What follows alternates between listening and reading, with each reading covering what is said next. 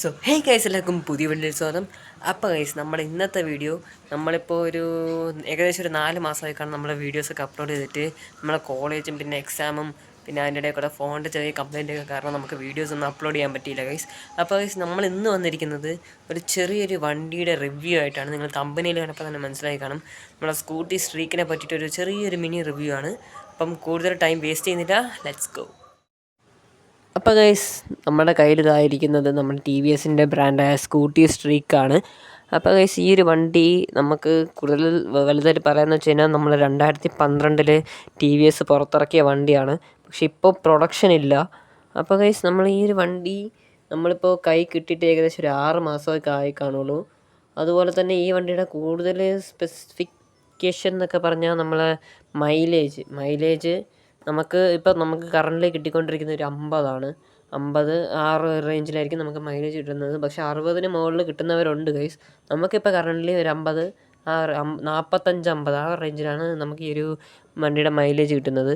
അതുപോലെ തന്നെ ഈ ഒരു വണ്ടിയുടെ പവർ സ്പീഡ് എന്നൊക്കെ പറഞ്ഞാൽ ഒരു 45-50 ആ ഒരു റേഞ്ച്, കൂടിപ്പോയി കഴിഞ്ഞാൽ 55 ആ ഒരു റേഞ്ചിന് നമുക്ക് ഈ ഒരു വണ്ടി ഓട്ടിക്കാൻ പറ്റത്തുള്ളൂ.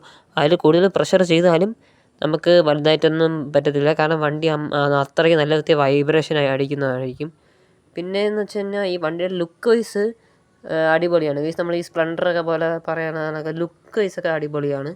പിന്നെ എന്ന് വെച്ചാൽ നമുക്ക് ഈ ഒരു വണ്ടി കിട്ടിയിട്ട് 6 മാസമായി. നമ്മളിപ്പോൾ 3rd ഓണറാണ് ഗൈസ്. അപ്പോൾ ഈ ഒരു വണ്ടി നേരത്തെ ഉപയോഗിച്ചുകൊണ്ടിരുന്നവർ അത്യാവശ്യം നന്നായിട്ട് ഉപയോഗിച്ചിട്ടാണ് നമുക്ക് തന്നിരിക്കുന്നത്.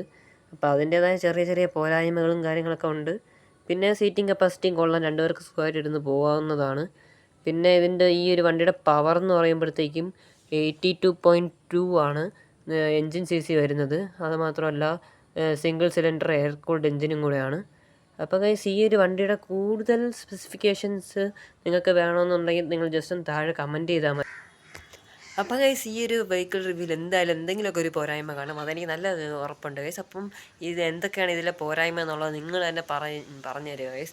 അപ്പോൾ ഗൈസ്, നമ്മൾ ഫസ്റ്റ് ടൈമാണ് നമ്മൾ ഈ ഒരു വണ്ടി റിവ്യൂ ചെയ്യുന്നത്. അടുത്ത് നമ്മൾ നെക്സ്റ്റ് വ്ളോഗൊക്കെ കൊണ്ടുവരണമെന്ന് ആഗ്രഹമുണ്ട് ഗൈസ്. പക്ഷേ അതിന് നിങ്ങളുടെ സപ്പോർട്ട് കൂടെ എനിക്ക് ആവശ്യമുണ്ട്. അപ്പോൾ ഗൈസ്, ഈ ഒരു വീഡിയോ നമ്മൾ ഇവിടെ വെച്ച് വൈൻഡപ്പ് ചെയ്യുകയാണ് ഗൈസ്. അപ്പോൾ നമുക്കിനി പുതിയ വീഡിയോയുമായി വീണ്ടും കാണാം. So it's me Jithu's creations signing out.